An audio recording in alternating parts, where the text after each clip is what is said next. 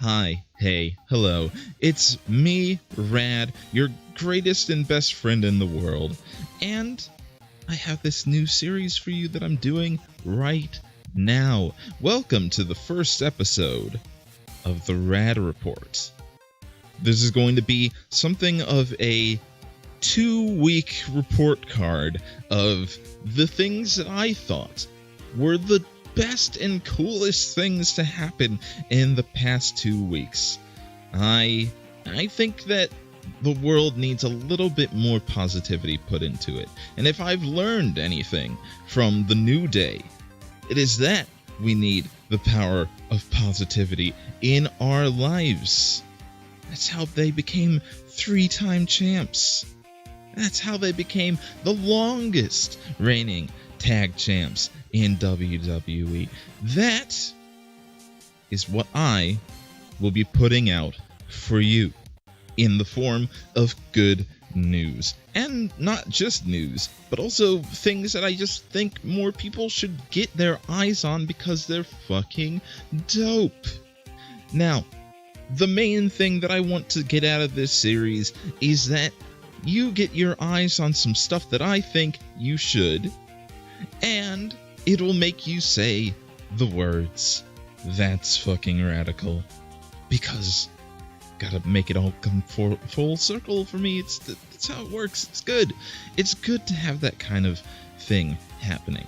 So, I think with that, we should jump right into some good-ass news with a bunch of Yakuza news. So, Yakuza is a series that I am very, very fond of. And as you can probably tell from my YouTube channel right now, my other YouTube channel, Rad Plays, that is something that I'm having a whole lot of fun with, the first game of which I've played a bunch of the other ones, but the first game is definitely something that I hadn't really experienced yet. And I eventually plan on playing Kiwami and seeing how that all goes. But regarding Kiwami, they recently announced, as of last week, that Yakuza Kiwami 2 is coming out in Japan. And what that basically means is that the second game in the Yakuza series, I'm going to switch between saying Yakuza and Yakuza a lot, sorry.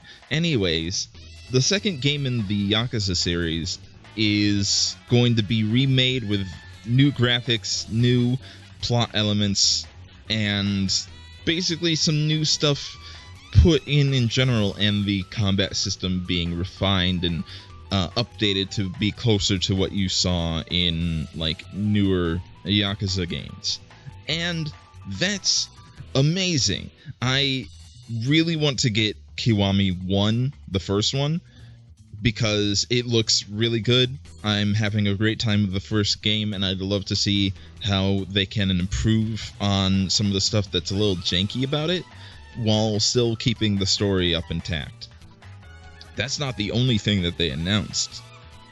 They also announced that Yakuza is getting an online version of the game, and it's a bit hard to say what it's actually going to be all about.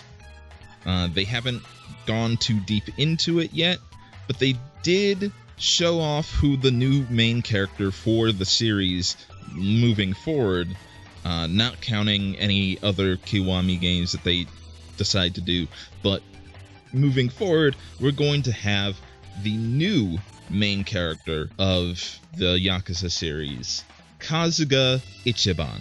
And he looks pretty neat. He looks like a really wild-like dude. He has a kind of a afro-like hairstyle going on, but kind of spiky all over, kind of twirly, and really, really easy to see that he's different from other main characters that we've had so far in the series. And now Kazuma is going to take a rest. He's going to take a nice rest from all the troubles and that he's been having. He's got a lot of troubles. Poor Kazuma.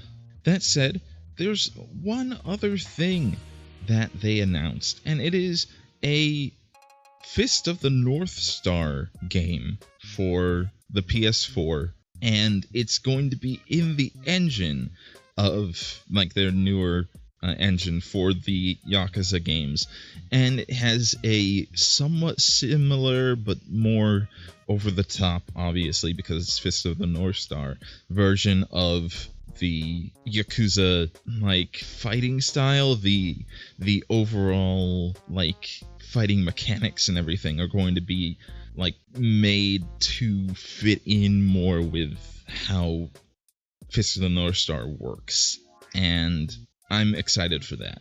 I'm super duper excited for that, because the last games that we had for Fist of the North Star were garbage. We had the kind of Dynasty Warrior games, and they just weren't all that good. There were some neat things going on with them, but they mostly were just kind of poor. So hopefully this is going to be a better time. It looks like it's going to be a real good time regardless, but we're going to have to wait and see. Putting all that aside, we have another piece of game news for everybody, and this one's something that I'm really just I'm really fucking jazzed about this one. We have Travis Strikes Back: No More Heroes, which is going to be a new game in the No More Heroes series that is not No More Heroes 3, but kind of like a spin-off of the series that may or may not be canon. We don't know. It's kind of up in the air. But the plot of it is basically, you remember Bad Girl from the first game? Well, her dad came and saw that she had gotten assassinated, all that good stuff from the first game, got assassinated by Travis, and got super pissed. So pissed, in fact, that his name's Badman, he decided to track down Travis I can't say his name to save my life. Travis Touchdown, and basically just try and kill him himself with a bat. He looks pretty cool. He looks like a running man. Well, not a running man, but like a somebody that is just a baseball player. He looks cool. Looks cool enough. He's got a weird face mask on though, and I don't know what's up with that. He looks like Mankind a little bit. The point is, he tries to kill Travis, but in doing so, kind of awakened a video game console that Travis had gotten called the Death Drive Mark II. Now, if you remember, Death Drive is the game system from Let It Die, the video game that came out from Grasshopper Studios. Was it last year? It was last year. The basic setup for it is that Travis has to get through the games while fighting off Badman, and he has to get through 6 different games. The 6 of them being specifically based on a bunch of indie titles, and we only know 2 of them so far. We know for 1, there's going to be a Hotline Miami stage, and for 2, there's going to be a Shovel Knight stage. Now, Shovel Knight has been in just about every single video game in the world at this point. He's kind of like a transient character that just goes around and is just in everything. But I'm interested in seeing how they work that in, and how that will work with the gameplay style of No More Heroes and how it's going to be presented, really. This game is going to be released exclusively, at least right now. We don't know how that's going to go, but exclusively on the Switch, which I am pretty happy with because, hey, the Switch really needs some more games on it.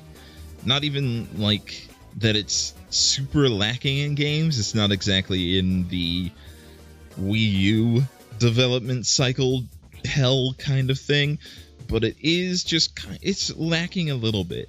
But it's probably going to pick up in 2018 regardless, so hey, At least there's that. I just bit my tongue. Shit. Anyways, the other good news, the other really, really cool news is today, as of the uploading of this video, the first episode of Kamen Rider Build is going to premiere in Japan.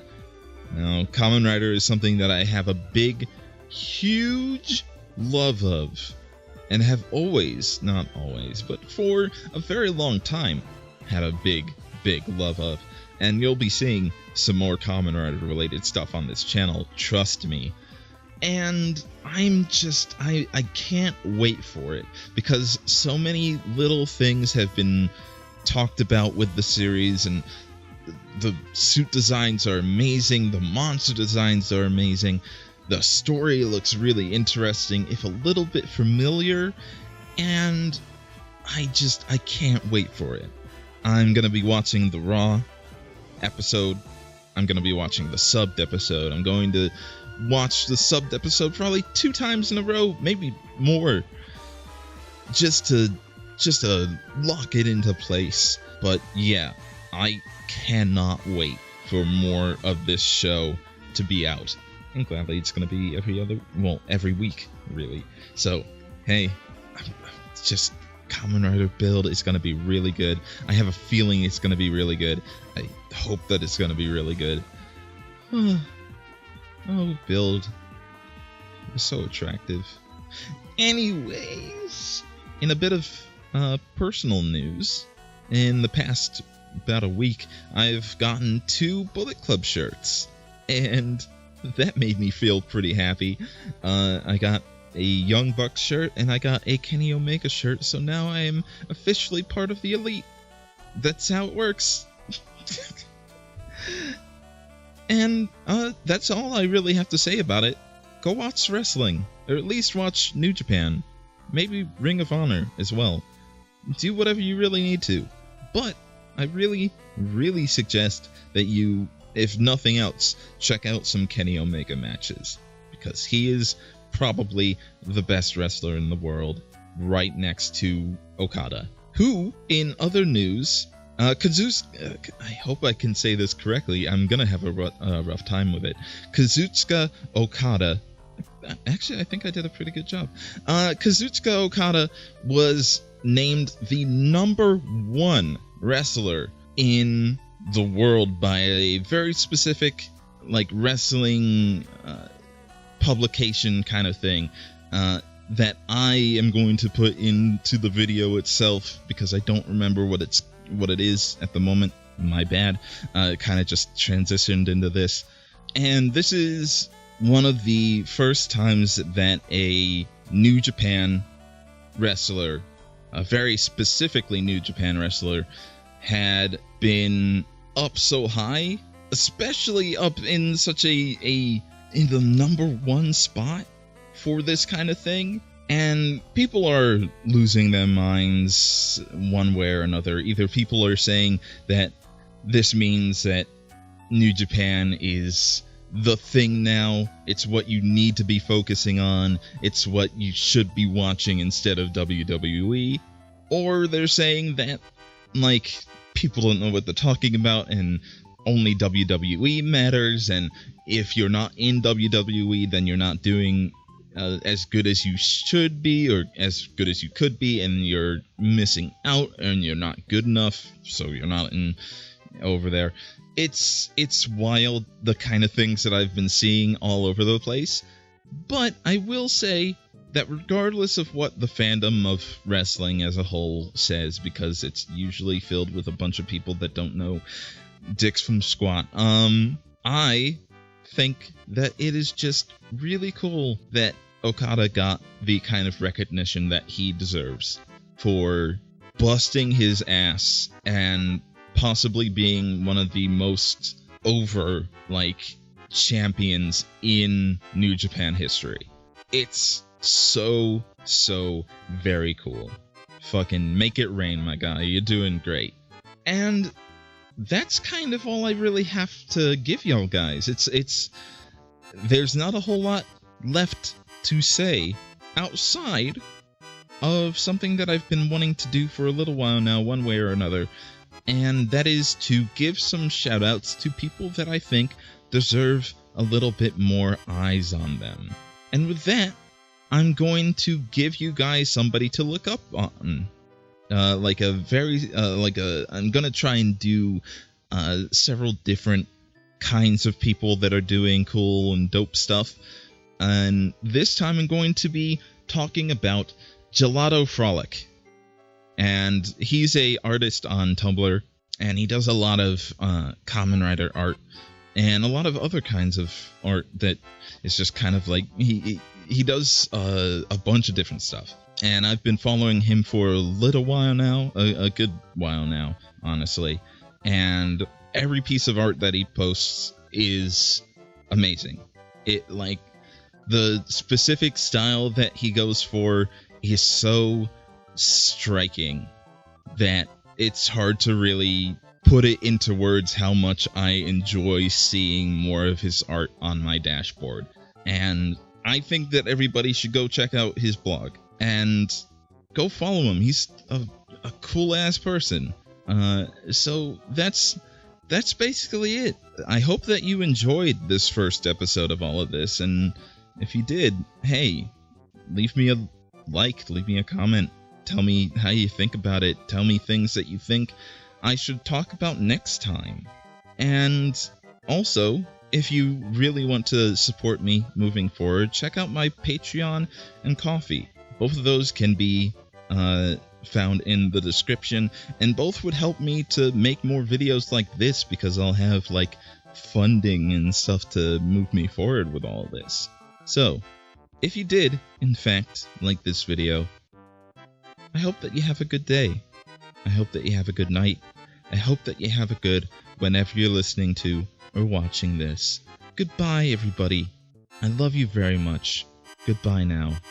Bye now, bye. Bye now, see ya.